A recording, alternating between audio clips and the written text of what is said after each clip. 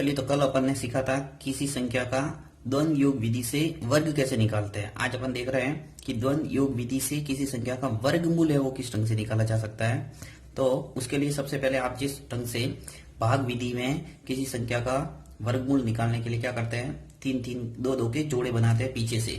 तो यहाँ पर भी आपको वही द्वंद योग विधि के अंदर भी पीछे से दो दो के जोड़े बनाने हैं। तो देखिए यहाँ पे पीछे से एक जोड़ा ये 7 6, फिर हो गया 9 3 और हो गया एक 38। ये मैंने संख्या ली है। इस संख्या का अपन को निकालना है द्वंद योग विधि से वर्गमूल। तो मैंने पीछे से दो दो के जोड़े बना दिए, यहाँ 3 जोड़े बन गए। अब आपको क्या करना है कि द्वंद योग विधि से वर्गमूल निकालने के लिए ऐसे कॉलम बनाने हैं, यानी कि एक 3 खंड बनाने हैं। जिस ढंग से ध्वजांक विधि में कैसे बनाते हैं उसी प्रकार से जोड़े बना दिए। अब आपको जितनी भी संख्या दे रखी है उसमें से कितने भी जोड़े बने, चाहे 2 जोड़े बने, 3 जोड़े बने या 4 जोड़े बने, उसमें से सिर्फ एक जोड़ा है वो मध्य खंड के अंदर लिखना है और बाकी सभी संख्या है वो पीछे लिखना है। तो देखिए यहाँ पे जो पहला जो जोड़ा बना है 3 8, इसको मैं बीच में लिख रहा हूँ 3 8। और बाकी जो संख्या शेष बची है, यानी जितने भी जोड़े बने वो सब तृतीय खंड के अंदर लिखेंगे 9 3 7 और 6। मैंने कंटिन्यू लिख लिया 9 3 7 और 6 तृतीय खंड के अंदर। अब आपको यहाँ लाइन खींचना नीचे।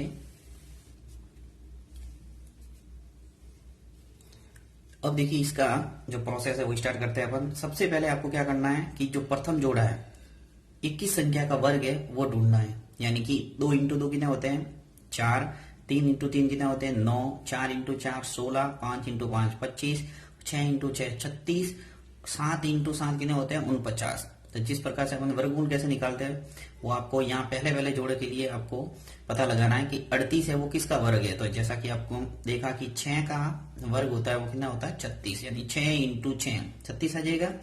अब आपको क्या करना है कि 36 आ गया, 38 में से 36 को घटाना है। तो कितने आ गए 2। तो 2 है वो इस जस्ट 9 के आगे लिखना है। कुल मिला के आपको जो पहला जोड़ा है उसका वर्ग संख्या ढूंढना है और जो शेष बचे वो उसको नेक्स्ट संख्या के आगे लिखना है। अब देखिए आपको यहां से मैं संकेत के रूप में समझाऊंगा, संकेत या चरण कुछ भी लिख सकते हैं। पहला काम क्या करना है आपको, ये जो 2 और 9 है ये क्या बना नया भाज्य। तो यहां लिखेंगे नया भाज्य। अब नया भाज्य बना अपने पास 2 9। अब इसके अंदर आपको भाग किसका देना है, यहां से अपने 6 आ गए।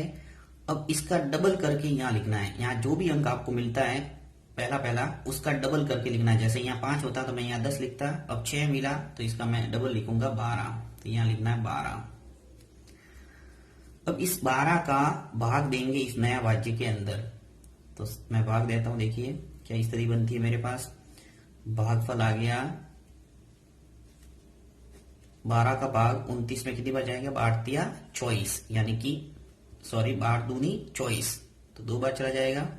भागफल 2 आ गया और जो शेषफल है वो कितना बचा, यानी 29 में से 24 है वो लेस हो जाएंगे तो शेषफल कितना आ जाएगा 5।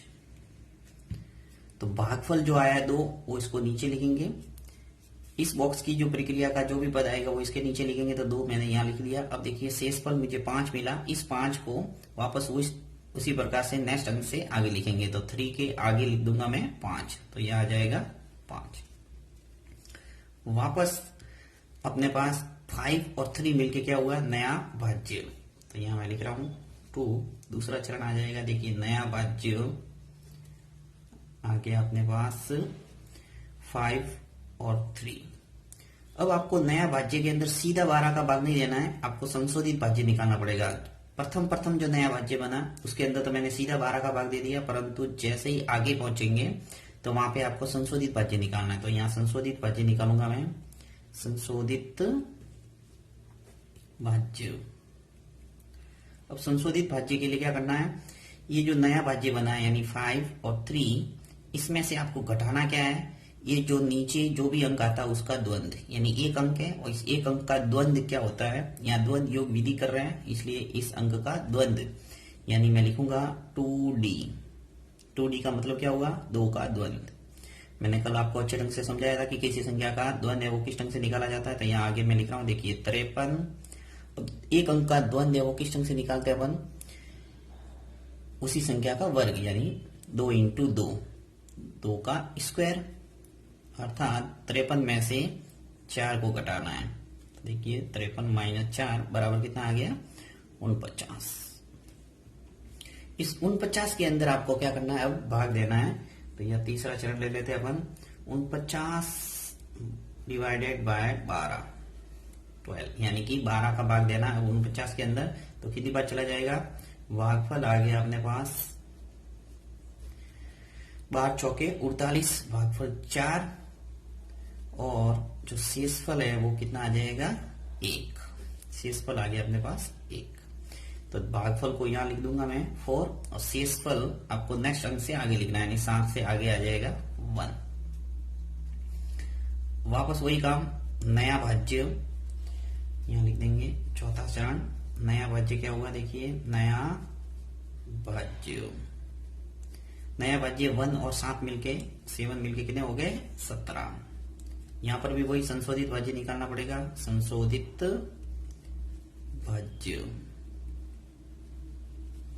संशोधित भाज्य के लिए आपको 17 में से घटाना है। अब देखिए यहाँ 2 डिजिट हो गए इस बॉक्स के अंदर, यानी तृतीय खंड के अंदर 2 डिजिट हो गए, 2 और 4। तो इस 2 और 4 का डी आपको लेस करना पड़ेगा, यानी कि 24 का द्वंद्व आपको 17 में से घटाना है। अब 2 अंकों का द्वंद्व किस ढंग से निकालते हैं अपन, 17 माइनस 2 इंटू 4 इंटू 2।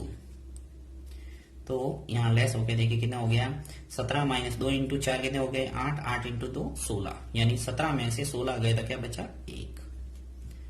अब इस 1 के अंदर अपन को भाग देना है वापस 12 का। तो 5वां चरण अपने पास, 1 के अंदर भाग देंगे किसका, 12। इसका उपयोग हमेशा संशोधित भाज्य के अंदर भाग देने में करना है। तो 12 का भाग दिया, भाग नहीं जा रहा है, तो यहाँ भागफल क्या आ जाएगा, 0। भागफल आ गया 0, जो कि इसके नीचे यहाँ लिख देंगे अपन। और जो शेषफल है वो क्या आ जाएगा, 1 का 1। ये जो शेषफल है वो ऐसा का ऐसा रह जाएगा अपने पास। इसको मैं नेक्स्ट अंक से आगे लिखूंगा, 6 से आगे। वापस नया भाज्य देखिए, छठा चरण, नया भाज्य। अब नया भाज्य क्या हुआ, 1 और 6 मिलके हो गए 16। अब मुझे संशोधित भाज्य निकालना, वापस संशोधित भाज्य। संशोधित भाज्य के लिए 16 माइनस करना पड़ेगा। अब तीनों संख्याओं का द्वंद्व देखो, 2, 4 और 0। तो यहाँ 240 का डी, 240 का डी लिखा, मतलब 240 का द्वंद्व। तो 240 का द्वंद्व क्या हो जाएगा, देखिए 3 अंकों का अपने द्वंद्व निकालना कल सीखा है। देखिए कैसे लिखते थे अपन, 2 का गुणा 0 से करना है, 2 इंटू 0 इंटू 2 प्लस 4 का वर्ग।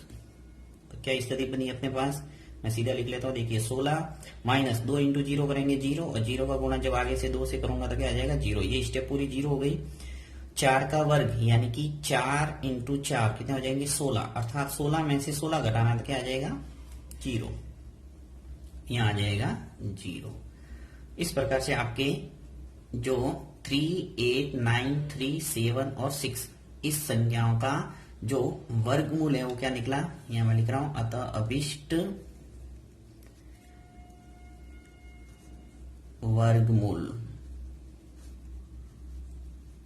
अभिष्ट वर्गमूल है वो निकल गया आपके पास। अब हमेशा ध्यान रखना है कि जितने जोड़े बनते हैं उतने ही अंक आपको लेना है वर्गमूल के अंदर।